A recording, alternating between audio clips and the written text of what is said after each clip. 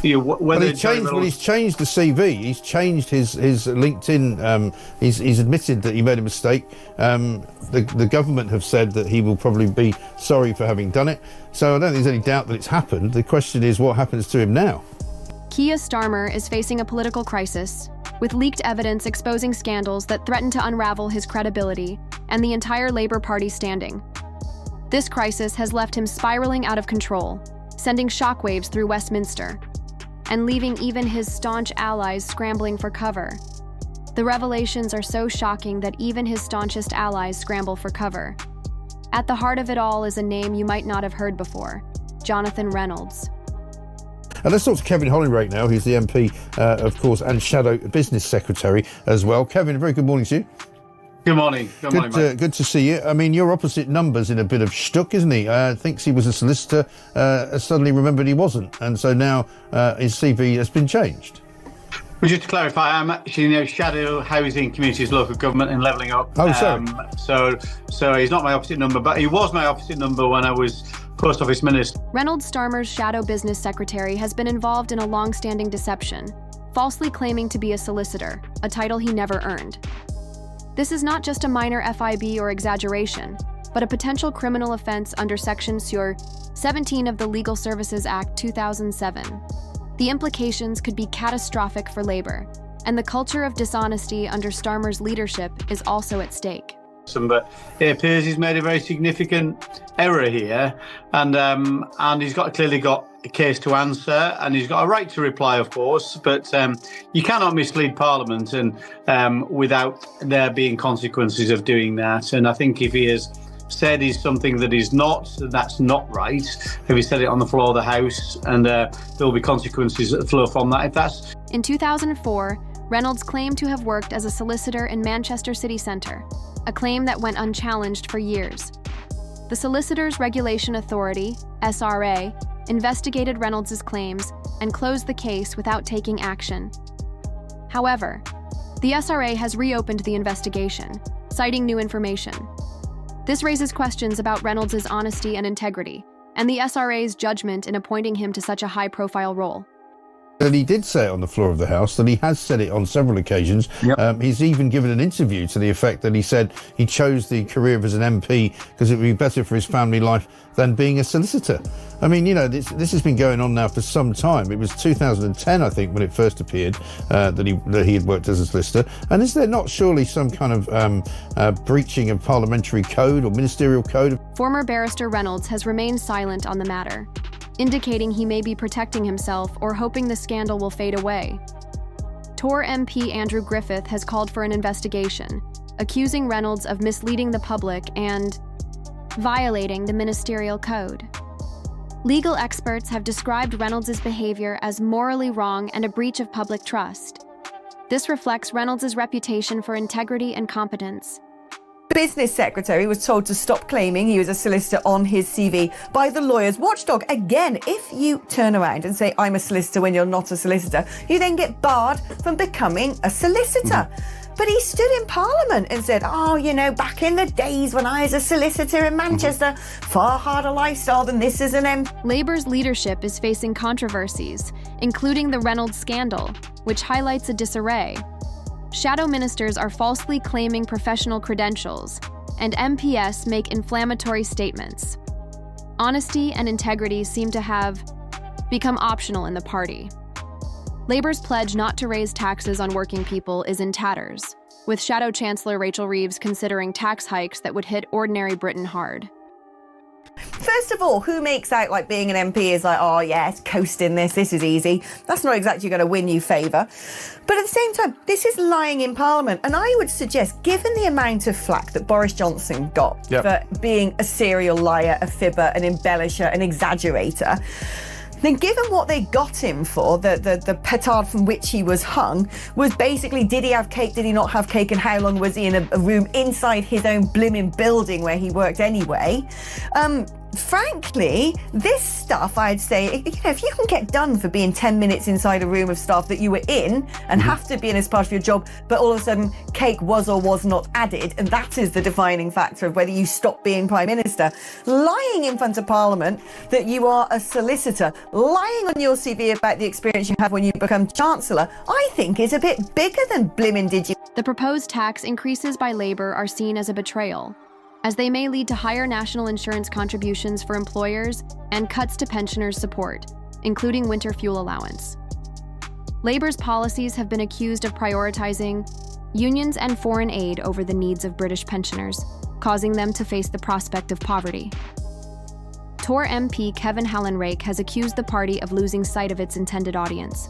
Louise Haigh, who essentially lied by not telling the public that she was a convicted fraudster, so she actually had to go as Transport Secretary. This cabinet is full of liars, including Jonathan Reid. Starmer is absent, leaving Reeves to handle the heat, fueling speculation about his leadership abilities. This cowardly approach is costing him in polls, as Labour MPs are concerned about the party's credibility and the loss of trust from voters.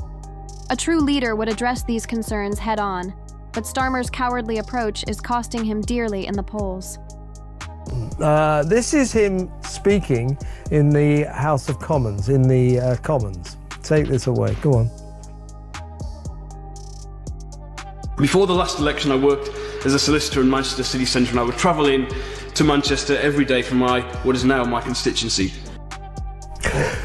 Well, he's lost a lot of hair and grown a beard, but there he is lying. Starmer's approach to Brexit has been criticised for allegedly aligning the UK with EU regulations, including secret talks with Brussels on food standards and climate change. He is also considering putting the UK back under the jurisdiction of the European Court of Justice, which has angered Brexit supporters who view it as a betrayal of the country's hard-won independence. Into Parliament about being a solicitor. That's quite a serious thing. You can't lie to the House. Now, I think that this shouldn't just be left alone. I mean, you must at the very least make a public apology about this. And if I was Keir Starmer, I'd think about firing him. I mean, the amount of liars in the cabinet, this is serious stuff. And there he is lying to Parliament. What do you think? I agree. This guy is a fraud. And I think it's kind of... Lord Frost, the architect of the Brexit deal, has accused Starmer of selling the UK's self-government to a foreign court, a damning indictment from someone familiar with the negotiations' intricacies. This accusation suggests a leader who is more interested in appeasing Brussels than standing up for British interests, a stark contrast to his image during the election campaign. Well, if he just said, before I came to this place, I was training as a solicitor. You know, what's wrong with that? Why are these people so lacking in self-confidence, or why do they think their credentials are so weak that they have to spin them up in that way? I mean, maybe their CVs are pretty crap and they need to spin them up to be a bit more impressive. But Swift and brutal Starmer's approval ratings are at an all-time low, with some polls showing Reform UK surpassing Labour in popularity. This is an unprecedented situation for an opposition leader and highlights the party's crisis. Voters are using terms like incompetent and dishonest to describe Starmer, and the Labour Party is in disarray, with Scene's inability to manage the situation worsening things. less impressive, is there, than being caught out in this way and being exposed as he has been? I think it's tremendously embarrassing, and you know, it's just mendacious in the end. I think that's quite an extraordinary thing to do. And, you know, it's a problem across many professions, a real concern about it in relation now and again.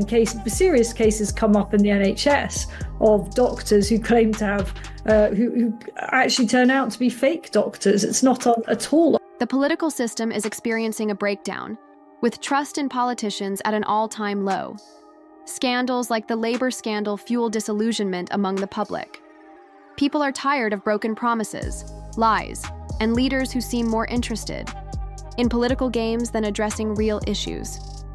Starmer's popularity is a symptom of a larger problem that threatens to undermine the foundations of democracy. Life. Politics is a different matter. These politicians, they get elected by constituents, by the people, on the back of who they tell their constituents they are. I'm a solicitor. I'm a man of great achievement. I was an economist for 50 years at the Bank of England, so on and so forth. Rachel from accounts lied through her teeth about her CV. Recent cases of fines for silent prayer in a country known for its democratic values have sparked outrage, with many viewing it as a violation of basic rights. The example of a British Army veteran being fined for praying quietly outside an abortion clinic serves as a chilling reminder of the country's stray from freedom and tolerance principles. Labour's response to these incidents has been inadequate, with figures like Jonathan Reynolds denying any violations. This deaf response contributes to a growing sense of alienation among the public. About being a solicitor. He said that he was a solicitor in Manchester. It's on his CV, it's on his LinkedIn profile, at least it was. It turns out he wasn't a solicitor. He trained to be a solicitor but never qualified. Well, it transpires today that the sort of watchdog of the profession, the Solicitors Regulation Authority they're called, some time ago told him to stop saying he was a solicitor. The UK's reputation is being tarnished due to senior US politicians publicly criticizing the country for suppressing free speech. This is a damning indictment from one of the UK's closest allies. The Labour Party's policies and rhetoric have contributed to a culture of censorship, stifling debate and undermining fundamental rights, making the UK a cautionary tale for democracy. Now the point is, as we discussed last night, Isabel, a lot of people polish up their CV, maybe over-exaggerate what a wonderful qualified person they are and all their brilliant achievements. People do that to get jobs. And in most areas of life, it doesn't really matter. A major chief executive of a huge city accountancy firm today quit because he said he was a chartered accountant and he was. Starmer's leadership is facing scandals, broken promises, and erosion of civil liberties, leaving voters disillusioned. His inability to address these issues has deepened the sense of disillusionment. The Labour Party is at a crossroads, and the choices it makes in the coming months will determine its future and the future of the country. The question remains, can he regain the trust of the British people? Mother of all parliaments, recorded in Hansard for time immemorial.